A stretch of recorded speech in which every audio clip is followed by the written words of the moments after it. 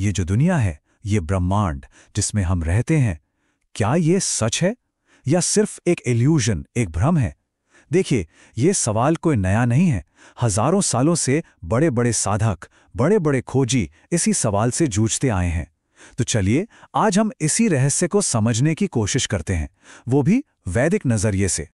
तो सबसे पहला सवाल जो मन में आता है वो ये है कि अगर ये पूरा का पूरा ब्रह्मांड हमारे मन की ही देन है, मन की ही रचना है, तो फिर तो ये एक भ्रम हुआ, है ना, एक इल्यूजन। और ये सोचना बहुत स्वाभाविक है। किसी भी साधक के मन में ये शंका उठ सकती है। ठीक है, मान लिया कि ये एक भ्रम है, लेकिन फिर एक और बहुत बड़ा सवाल खड़ा हो जाता है कि हमारे जो पवित्र वेद हैं, जिन्हें हम ज्ञान का सागर मानते हैं, वो इस दुनिया के बनने की कहानी, इसकी क्रिएशन इतने डिटेल में, इतने विस्तार से क्यों बताते हैं? मतलब कोई ऐसी चीज जो आखिर में सच है ही नहीं, उसके बारे में इतनी गहराई से बताने का क्या मतलब? अब इस दुविधा पर गुरु का जवाब सुनिए। उनका जवाब बिल्कुल सीधा है, कोई लाग लपेट नहीं। वो कहते हैं, इस बात में जरा भी शक नहीं है कि ये ब्रह्मांड महज एक भ्रम है। सोचिए, कितना पावरफुल स्टेटमेंट है ये। ये हमें सीधा इस पूरी शिक्षा के केंद्र में ले आता है।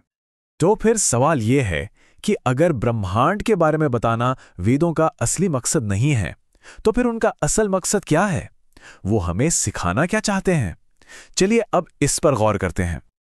वेदों का जो सबसे बड़ा, जो मुख्य उद्देश्य है, वो है ब्रह्म का ज्ञान कराना। ब्रह्म यानी वो परम सत्य, द अल्टीमेट रियलिटी। और बाकी सब कुछ, चाहे वो सृष्टि की रचना की कहानियां हों या कुछ और, वो सब बस इस एक परम सत्य तक पहुंचाने का एक जरिया है, एक साधन है। अब देखिए, वेदों का जो सिखाने का तरीका है वो बहुत ही दिलचस्प है। ये एक स्टेप बाय स्टेप प्रोसेस है। पहला कदम क्या है? दुनिया के बनने को स्वीकार करना, मानना कि हाँ, एक दुनिया है, क्योंकि शुरुआत तो वहीं से होगी जहां हम हैं।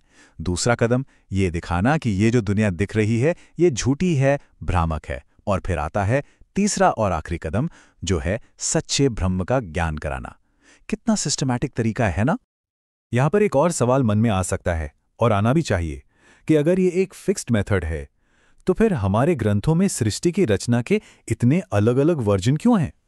कोई कुछ बताता है, कोई कुछ और। ऐसा क्यों है? इसका जवाब बहुत खूबसूरत है। देखिए, वेद की जो शिक्षाएं हैं वो वन साइज फिट्स ऑल वाली नहीं हैं।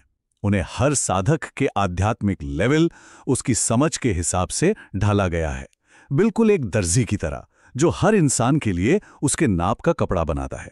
सबके लिए एक ही कपड़ा नहीं होता। तो मोटे तौर पे वेद दो रास्ते दिखाते हैं।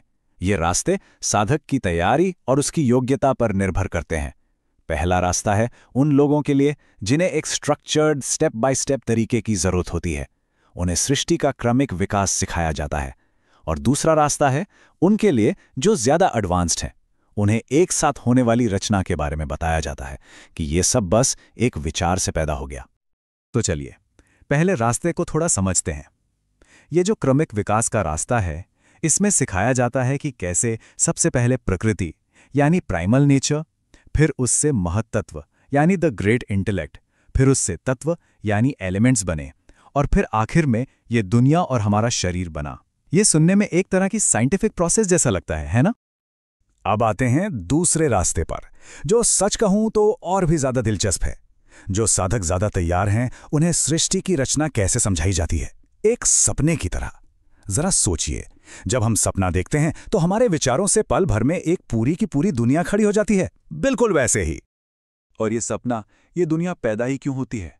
क्योंकि हम अपने असली स्वरूप को, अपने आत्म स्वरूप को नहीं जानते। इसी अज्ञान की वजह से हमारे अपने ही विचारों से ये पूरी दुनिया बन जाती है। ये दिखाता है कि हमारे विचार, हमारी सोच में कितनी ताकत है। तो देखिए, सबसे जरूरी बात जो समझने की है वो ये है कि कहानियां चाहे अलग अलग हों, चाहे वो स्टेप बाय स्टेप क्रिएशन की कहानी हो या एक सपने की तरह बनने वाली दुनिया की, इन सब का मकसद, इन सब का उद्देश्य सिर्फ और सिर्फ एक ही है। और वो मकसद क्या है? ये इस कोट में बहुत खूबसूरती से समझाया गया है। मकसद है किसी भी तरह से पहले ये दिखा देना कि ये ब्रह्मांड एक भ्रम है, और फिर ब्रह्म के सच्चे स्वरूप का ज्ञान कराना। मतलब रास्ते अलग अलग हो सकते हैं, पर मंजिल सबकी एक ही है। अच्छा, अभी तक हमने जो भी बात की वो सब दिमागी तौर पर, इंटेलेक्चुअल लेवल पर समझने की कोशिश थी। लेकिन असली सवाल तो अब आता है कि कोई सच में, हकीकत में ये कैसे जान सकता है कि ये दुनिया एक भ्रम है? इसका सबूत क्या है? प्रूफ क्या है? इसका सबूत आपको किसी किताब में नहीं मिलेगा, ना ही किसी बहस में, क्योंकि ये सच्चाई सिर्फ एक आइडिया नहीं है, एक सोच नहीं है। ये एक सीधा अनुभव है, अ डायरेक्ट एक्सपीरियंस। इसे मानना नहीं है, इसे जानना होता है। गुरु क्या कहते हैं? वो कहते हैं ये दुनिया भ्रामक है, इल्यूजन है, और इसे हर कोई आत्म साक्षात्कार की अवस्था में, अ स्टेट ऑफ रियलाइजेशन में सीधे सीधे जान सकता है। मतलब ये ज्ञान चेतना की एक खास अवस्था में खुद ब खुद सामने आ जाता है। तो फिर ये आत्म साक्षात्कार की अवस्था है क्या? ये है अपने ही आनंद स्वरूप का सीधा अनुभव, उस खुशी को, उस ब्लिस को महसूस करना जो हमारा असली स्वभाव है। एक ऐसी खुशी जो किसी बाहर की चीज पर, किसी इंसान पर, किसी सिचुएशन पर डिपेंड नहीं करती। तो आखिर में हम इस गहरे सवाल पर आकर रुकते हैं, अपने ही आनंद स्वरूप का अनुभव करने का मतलब क्या है? जब ये बाहर की दुनिया का पर्दा, ये भ्रम हट जाता है, तो अंदर क्या बचता है? और इस सवाल का जवाब शायद हर किसी को अपनी आध्यात्मिक यात्रा में खुद ही खोजना होगा।